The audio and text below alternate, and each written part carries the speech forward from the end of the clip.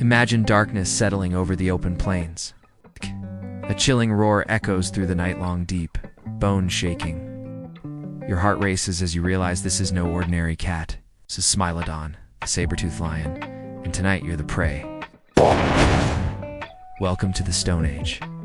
In the next 10 minutes, we'll dive headfirst into the ultimate predator of prehistoric times, revealing how early humans encountered, battled, and ultimately learned to outsmart this terrifying hunter. Let's go. Humans, on the other hand, learned to be active at dawn and dusk, but with caution. A single well-placed spear could equalize strength. Hunting became a group effort. Imagine a coordinated drive. One or two brave members lure the lion forward. Others flank from behind with spears ready. A dangerous game, but it worked. Thanks to bone breakage and cut mark patterns in fossils, we know it worked often. Communities stayed near water and plants where visibility was better. Keep a circle of logs burning, sending off sparks and smoke. Lions hate smoke and bright light, disoriented them. That fire became civilization's psychological weapon. Every human generation born had to contend with that threat. That pressure didn't just shape survival skills, it shaped our brains.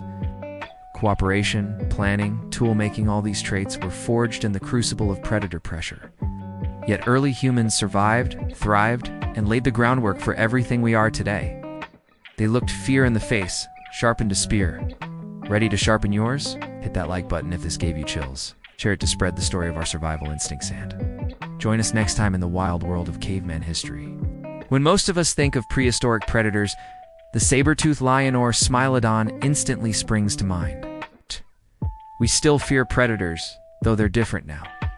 Economic collapse, pandemics, climate change. But like cavemen before us, we adapt or perish. And every win against a saber-toothed lion is a win for the human spirit.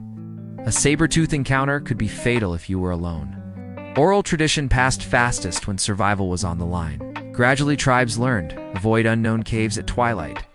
Never forage alone near dense shrubbery. Keep fires blazing until sunrise. Travel in groups of 4 or more. Cavemen carved saber-tooth teeth into jewelry necklaces and bracelets as trophies or talismans. Maybe carrying one meant protection against that very beast. Some cave paintings depict hands surrounding a lion, perhaps, a depiction of spiritual power or a rite of passage. I faced death and lived. But within a tribe, if one person got mauled, others carried them to safety and treated wounds with medicinal plants. Sure, there was no penicillin, but some plants have natural antiseptic properties. And a broken bone left to heal in a clean, healable position could recover a vein, if crooked. But to cavemen living between 2.5 million and 10,000 years ago, this wasn't just a monster of lore. It was a real, everyday threat. These cats were slow, but that didn't make them any less deadly. Over generations, they refined strategies. Noisy alarms, communal guard shifts, even dogs. Fossil-rich tar pits like those in California preserve so many skeletons that paleontologists estimate thousands of saber-toothed cats lived and died there. And then there are the cave paintings' hand-up visions that show humans and lions in deadly confrontation. Snapshots carved into rock. Instead of speed, they relied on immense strength and ambush tactics. Picture this, a group of herbivores, grazing peacefully, unaware. Hidden in thick brush or behind a rocky outcrop, a saber-tooth pounces and, with a lightning-fast bite, it slashes the throat or belly in one fatal sweep.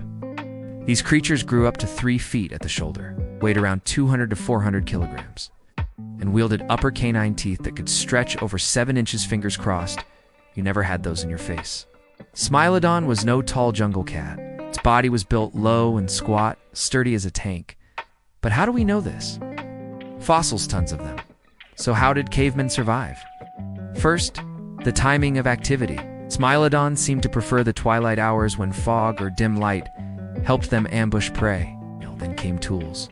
Stone-tipped spears, wooden thrusting spears, and eventually throwing spears. Another defense. Fire. Once early humans mastered flames, they realized a roaring fire at night meant protection. Social cooperation was just as important. Let's not forget that predation inspired art, stories, rituals. By building deeper understanding of lion behavior, an early form of ethology, humans improved traps using pits, or sharpened wooden stakes along trails. Importantly, every fatality taught a lesson. Someone killed or injured by a saber-tooth became a cautionary tale. Think for a moment, the Stone Age lasted hundreds of thousands of years. And for nearly all of it, predators like Smilodon were apex. Let's fast forward to our age. Those very strengths, teamwork, advanced tools, risk assessments are central to modern life. So the next time you feel fear creeping in, remember, in the Stone Age, something far more dangerous was waiting just outside your fire circle.